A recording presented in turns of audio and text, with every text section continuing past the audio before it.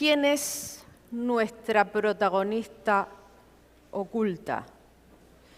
¿Y cuál fue su legado científico? Como veis, vamos desenterrando poco a poco la información. Desenterrando. Con esto y un látigo me convalidan arqueología. ¡Uy, qué bien se me da!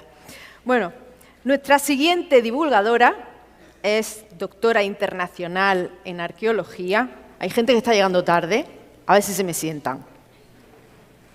Voy a dar 1, 2, 3. El látigo.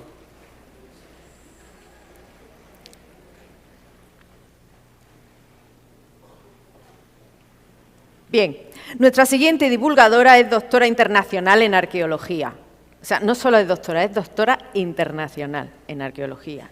Estudia los espacios religiosos islámicos desde múltiples ópticas que incluyen análisis comparativos entre Oriente y Occidente, perspectivas de género, etc.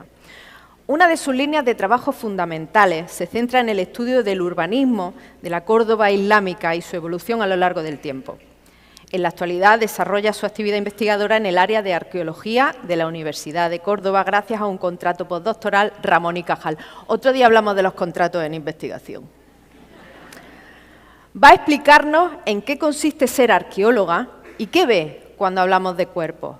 Carmen González, pasados y presentes a través del cuerpo.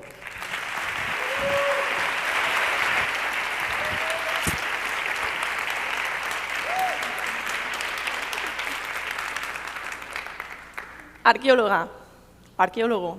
¿Dónde está Laura? Que le voy a quitar las ganas de ser arqueóloga. Ay, ¿qué se dedica una arqueóloga? ¿Qué hacemos en arqueología? Pueden pensar ustedes que nos parecemos a Lara Croft. Alguna vez seguramente que se lo han dicho. Pero nuestra realidad cotidiana tiene bastante más que ver con Manolo y Benito. El cuerpo luce mucho menos, pero es más práctico y además esto es legal. Y con este nos comparan muchísimo y he de decir que algún elemento en común tenemos, porque sombrero llevamos. Un arqueólogo cordobés, si aprecia su vida, el sombrero se lo pone, seguro. Y el látigo también lo llevamos, pero al ministerio, cuando tenemos que pedir financiación para los proyectos de investigación. Pero, ¿esto qué hace este señor? Que le dice a alguien, he descubierto algo importante y se va de clase y deja a los alumnos allí. Eso nosotros no podemos hacerlo. Este da menos horas de clase que un catedrático. Nosotros la clase de principio a fin y desde octubre hasta junio. Y lo de pelearnos a puñetazo limpio tampoco lo solemos hacer. Nos dan ganas, cuando nos dicen que frenáis el progreso, que paráis las obras. Nos apetece, pero no lo hacemos. Pero bueno, si no somos Lara Croft, si no somos Indiana Jones, ¿a qué nos dedicamos en arqueología? ¿De qué va nuestra ciencia? Según la RAE, la arqueología es la ciencia que estudia los monumentos, las artes y los objetos de la antigüedad, sobre todo a través de sus restos.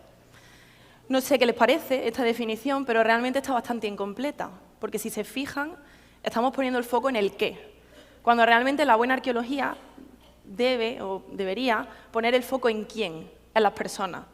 Es decir, a la arqueología no solamente debe interesarle qué hay en el pasado, qué cosas había en el pasado, sino quiénes habitaron el pasado. Y eso podemos investigarlo a través de las cosas que nos han dejado. O sea, el objetivo de la arqueología o de la buena arqueología debe ser estudiar, descubrir e interpretar a las sociedades precedentes a través de los restos que nos han dejado. Esto es chulísimo, fíjense.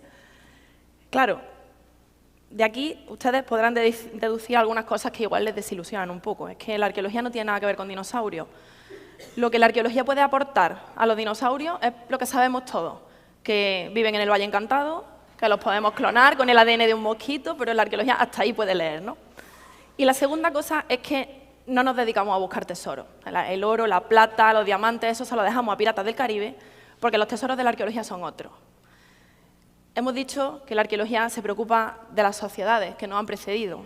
Nosotros queremos saber qué pensaron nuestros antepasados, cómo se organizaron, a qué le tuvieron miedo, por qué hicieron las cosas que hicieron, ¿no? Y de dónde viene nuestro legado. Por tanto, a la arqueología le interesan las cosas un poquito más comunes, más obvias, más rutinarias, a veces incluso un poquito más cutres. Trocitos de cerámica común que antiguamente la gente utilizaba, restos de piedra y de tejas que antiguamente fueron casas y, ya que estamos hablando de cuerpos, por supuesto, los cuerpos de nuestros antepasados, que en arqueología llamamos restos óseos humanos. Los restos óseos humanos, los cuerpos, son una fuente de información riquísima para la arqueología y es lo que nos permite descubrir el pasado. Esto es como equipo de investigación, pero investigando de verdad. Entonces, ¿qué podemos saber a través de los huesos? Ayudados, además de muchas otras ciencias. Tallas, edades, dietas, patologías, enfermedades, una gran cantidad de cuestiones que no son solo biológicas, sino que también son sociales. Esto es un tesoro, este es nuestro tesoro. Pero vamos a verlo a través de un ejemplo. Nos vamos a trasladar al Al-Ándalus, pero no al Al-Ándalus que a lo mejor más nos suena, ya que estamos en Córdoba. No vamos a hablar del esplendor del califato cordobés, hoy no vamos a hablar de los omeyas ni de la mezquita, nos vamos a ir un poquito antes, a principios del siglo VIII. Recuerden ustedes esas clases de historia donde les contaban que en el año 711 comienza la presencia del Islam en la península ibérica, ¿no? Tropas árabo-bereberes cruzan el estrecho de Gibraltar y comienza la conquista del territorio que posteriormente conoceremos como Al-Ándalus. Sabemos, nos han contado, que en el siglo X Al-Ándalus es un estado perfectamente organizado, un estado musulmán, que está poblado por una sociedad islámica en Occidente, una sociedad que está perfectamente cristalizada también. ¿Cómo ha pasado eso? ¿Cómo podemos llegar de una conquista a principios del siglo VIII a el siglo X tener un verdadero estado musulmán aquí en Occidente? Eso tardó mucho tiempo, se hizo por la fuerza. La población local, cuando recibió el Islam, ¿qué hizo? Hubo que obligarle. ¿Qué pasó? Vamos a rastrear esos procesos y lo vamos a hacer a través del cuerpo. Pamplona, en Navarra, Al-Ándalus. Tan al norte, sí, durante un tiempo. Pamplona también formó parte de Al-Ándalus.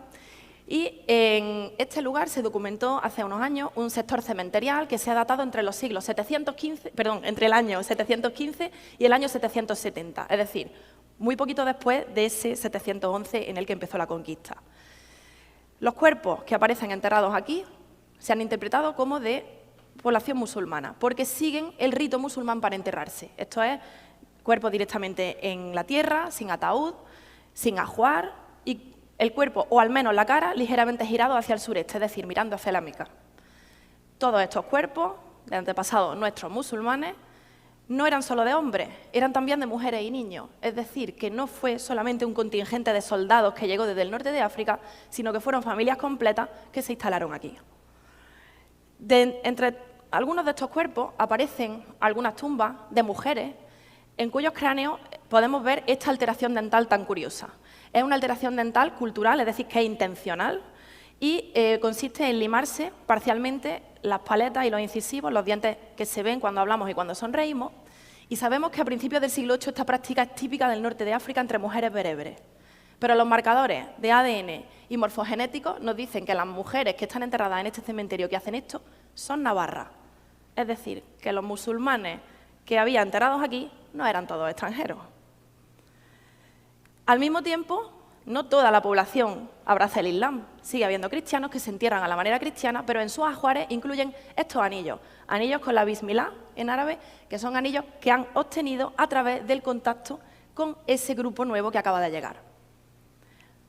Pero no vamos a ser tan ingenuos, no vamos a pensar que dos culturas se encuentran, intercambian formas de enterrarse, formas de limarse los dientes, cultura material, sin que haya ningún tipo de conflicto, ¿no? En este cementerio también se han encontrado algunas tumbas de hombres solamente que presentan lo que ven ustedes en la pantalla, la llamada fractura de Parry. Eso es una fractura de los huesos del antebrazo que se produce cuando nos vamos a defender de una agresión física. Está presente en el número suficiente de tumbas como para que podamos decir que había frecuentemente episodios de violencia interpersonal. Y es que los conflictos suceden sobre todo al principio, ¿no? Los comienzos nunca son fáciles. Con toda esta evidencia, la comunidad científica está de acuerdo en considerar que este cementerio de Pamplona es reflejo de dos cosas. De la primera generación de musulmanes que llega desde el norte de África y se instala en Al-Ándalus, pero también de la segunda, que es el fruto de la miscigenación entre el encuentro de ambas culturas que genera familias mixtas. Porque si sabíamos que los vascos nacen donde quiere, un vasco musulmán se entierra como le da la gana. Y estos procesos podemos rastrearlos en el resto de Al-Ándalus también. Tenemos, por ejemplo, la zona de Marroquíes Bajos, en Jaén, donde a principios del siglo VIII encontramos que los musulmanes que llegan a Jaén se entierran en el cementerio cristiano que ya estaba en uso. Es decir, que durante un tiempo del siglo VIII, cristianos y musulmanes comparten un espacio para enterrarse. Andado el siglo VIII, los musulmanes deciden crear su sector cementerial aparte y en ese sector cementerial encontramos que toda la población que está enterrada es mediterránea y que solamente entre el 8 y el 10% de esa población es del norte de África. Que la población musulmana de Jaén es de Jaén, vaya. Pero que la gente se entierre a la musulmana siguiendo ese rito significa que realmente se conviertan al Islam. ¿Hay un cambio en la religión, en la creencia y en la espiritualidad de esas personas?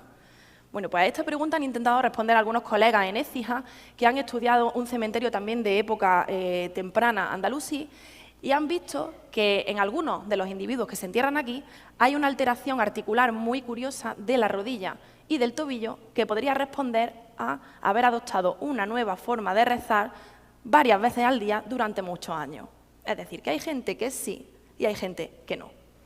¿Y cuánto duran estos procesos? ¿Cómo llegamos a esa gran sociedad del siglo X? Algunos estudios que se han hecho en cementerios de Toledo y en cementerios de Ávila nos muestran que la población que se entierra en el cementerio musulmán en el siglo X tiene marcadores morfogenéticos locales. Es decir, que si hubo un componente extranjero o foráneo que trajo esa cultura, fue hace mucho tiempo. En el siglo X está perfectamente cristalizada esa miscigenación. No quisiera terminar sin dar una breve pincelada sobre Córdoba, para sacar el pincelito, que todavía no lo he sacado, y decir que prestar atención a cómo se entierran nuestros antepasados, al cuidado que le dan al cuerpo para ese tránsito al más allá, nos está permitiendo rescatar de la invisibilidad algunos grupos sociales que teníamos un poco olvidados. Hablo de las minorías religiosas, de los judíos y de los cristianos. Localizar dónde se están enterrando esas comunidades nos está permitiendo conocer mejor esa aparente homogeneidad de la sociedad cordobesa en época islámica y nos está permitiendo también entender las complejidades del mundo andalusí. Y yo creo que con este recorrido quedan sobradamente demostradas dos cosas. La primera es que las humanidades también somos ciencia, aunque no siempre llevemos bata, y que por tanto merecemos ir al ministerio sin necesidad de llevar el látigo con nosotros. Y la segunda es que la arqueología, ayudada de muchas otras ciencias, nos permite tener esa mirada multidisciplinar que nos despoje de una vez de esos clichés que habitualmente hemos tenido en nuestros ojos para entender el pasado.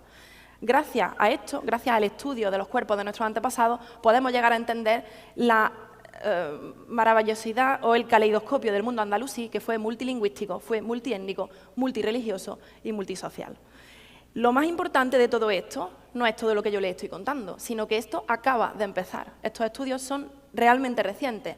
Por tanto, significa que les seguiremos contando más. Así que vuelvan el año que viene para las actualizaciones. Muchísimas gracias.